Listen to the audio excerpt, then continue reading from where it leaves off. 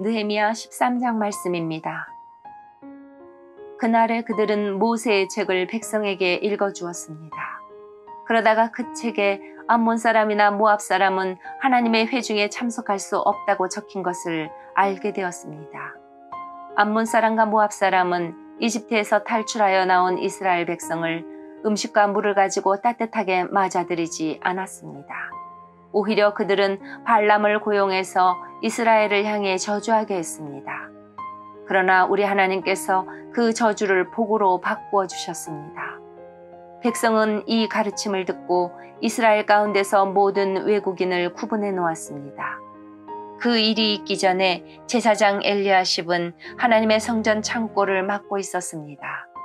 엘리야십은 도비야와 가깝게 지냈습니다.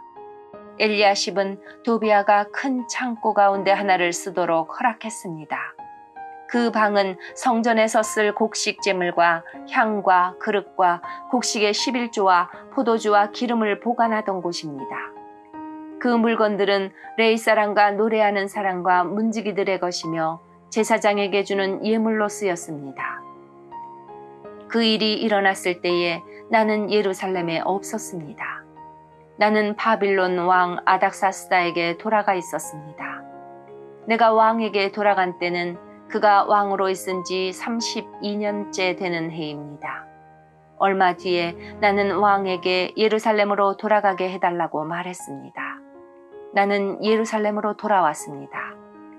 돌아와서야 엘리야십이 저지른 나쁜 짓에 대해 알게 되었습니다.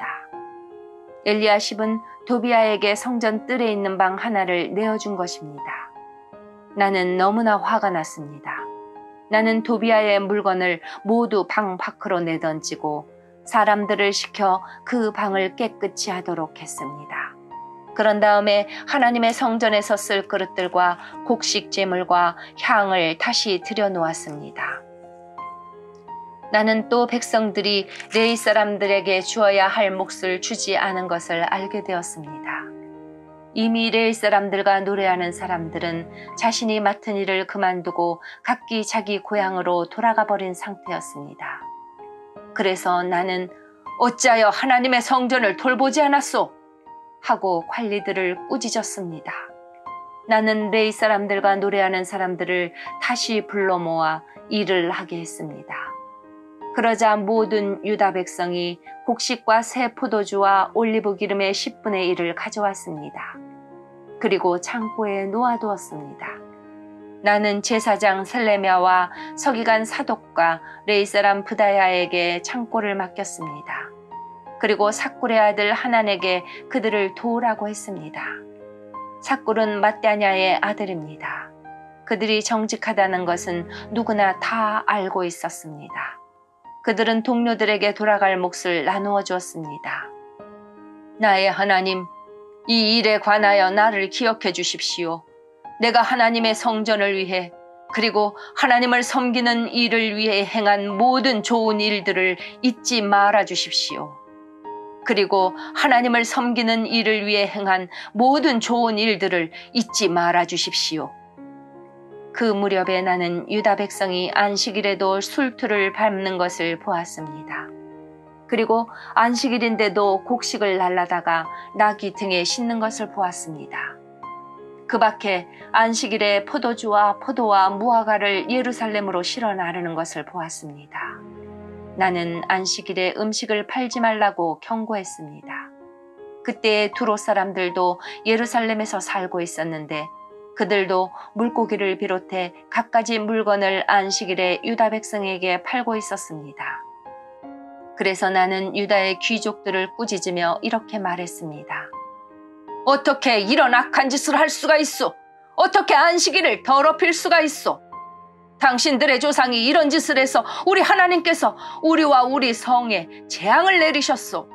당신들은 안식일을 더럽혀서 하나님을 노하게 만들었소. 나는 안식일이 되기 전에 문을 닫게 하고 안식일이 끝나서야 문을 열게 했습니다. 그리고 내 종들에게 문을 지키게 했습니다. 그래서 안식일에는 잡상인들이 들어오지 못했습니다.